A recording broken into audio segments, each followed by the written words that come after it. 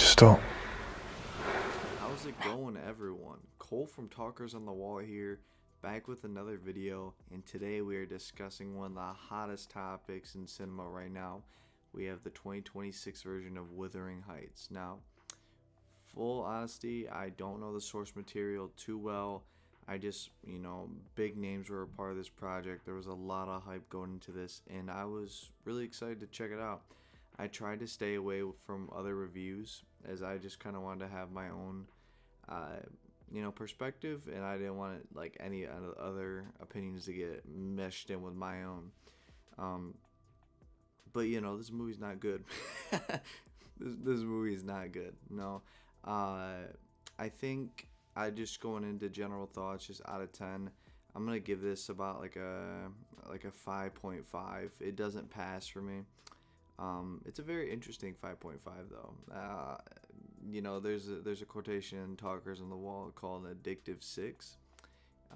So yeah, this is pretty much where it is. Like, it's just a lot of interesting things that happen, but I think really what it comes down to is just the decision by Emerald, who is the director of this film, and it really just gets muddied up in what I would damn near call fan fiction. Now, there's going to be a spoiler warning in this video.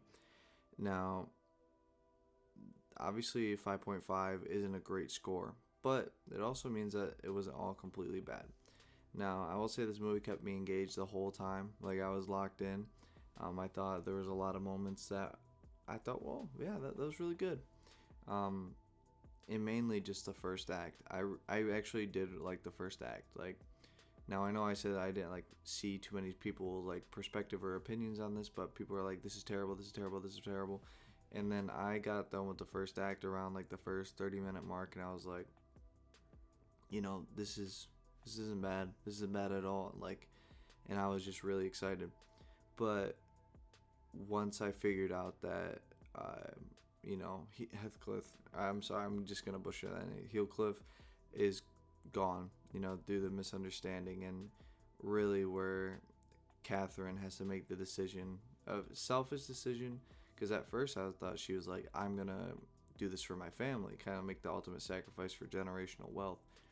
No, not, I mean, she does send her money, or her new husband's money to her dad, but he just gambles it away, so I guess she did do that, but it's just not as much as I thought. And what it comes down to is just Catherine is a very rude person and a big brat, 100%. There's just not a lot of redeemable qualities with Catherine, and she certainly isn't redeemed throughout the film at all. And it honestly just shows more and more hypocrisy, more and more just you can't have your cake and eat it too type of mentality with her.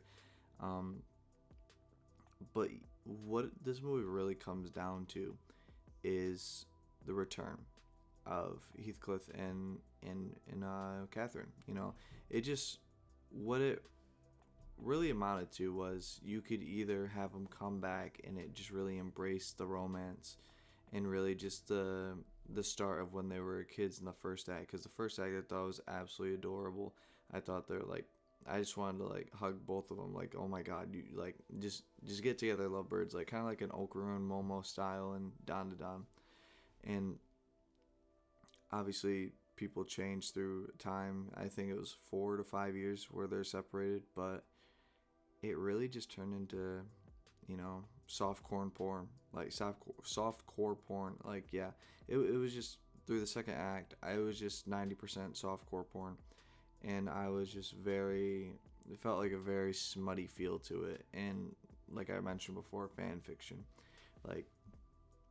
It just didn't hit, and I just thought it was a very, very, I felt, controversial on purpose, because it went from them having legit dialogues of how much they carry each other as kids, to where it's just Heathcliff coming to dinner and just aura farming and trying to make Catherine jealous, and then other ways around too. Obviously no one's gonna be perfect, but it just took all the cute dialogue and what you really want to see out of a romance film, and it just flips on its head and like, nope, we're just gonna really embrace on sexual tension, which personally, like, I don't know, like I've been in movies before where you can feel the tension and cut it with a knife. It just didn't land for me. It just felt really forced, honestly, like really, really forced.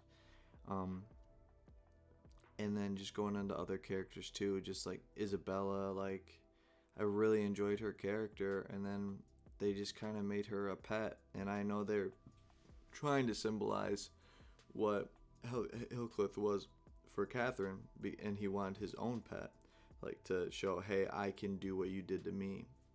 And I don't know, it just didn't land for me. You know, there's just a lot of stuff that in this movie that it's like, wow, I'm not too big of a fan of. And don't get me wrong, I love romance, and not everything needs to be a perfect ending. Like, thought the ending was dramatic and fine, but it's just like we get to these moments to where like it's just sexual. You're just relying on forced sexual tension to progress your romantic connection between two characters, and it just doesn't land at all. Um,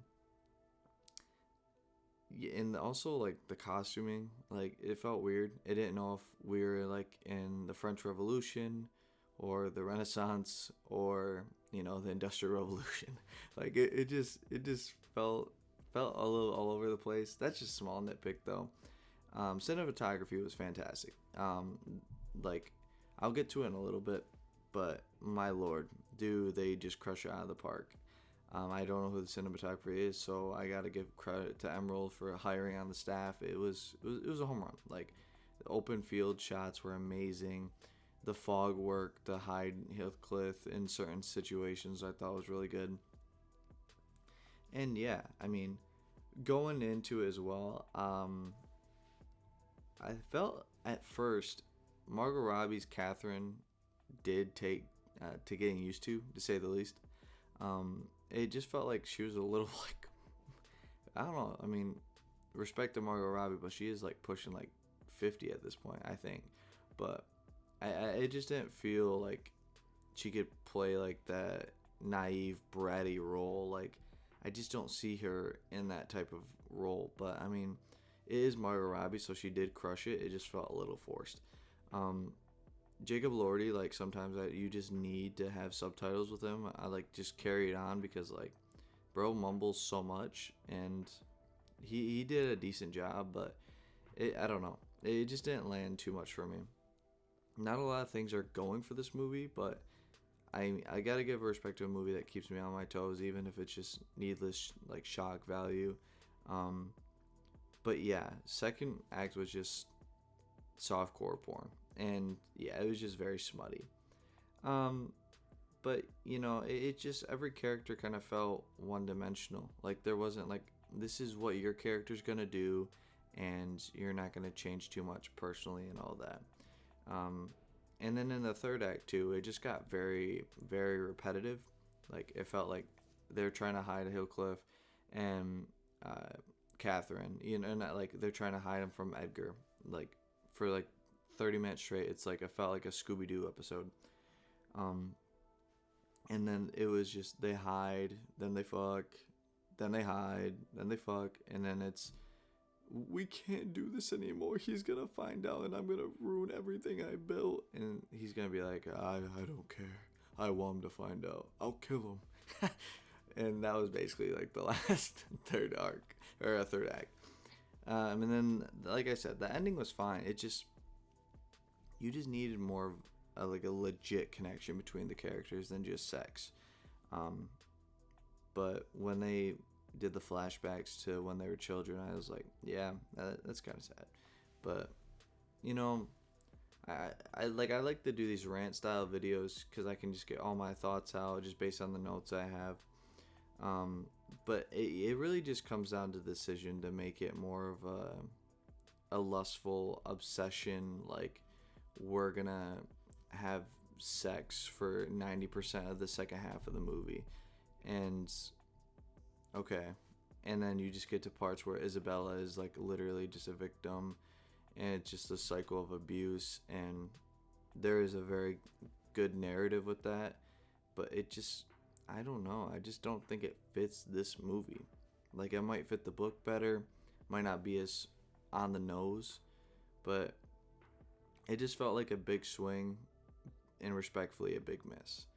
I've heard the same things about Saltburn as well. I've not seen the film, but I mean, if this is what this director does, then shout out to Emerald for doing big swings, and maybe one will knock it out of the park. After seeing the movie, uh, just based on just scores and all that, not really descriptions on why, people aren't too high on it, and I agree. I mean, honestly, I do. But I think that's what's gonna cap it off on this video. There's still a lot of things I would want to talk about Wuthering Heights about, because it does have a lot to talk about. But I just want to get this style video out there first. And yeah, you'll have a good one. Peace.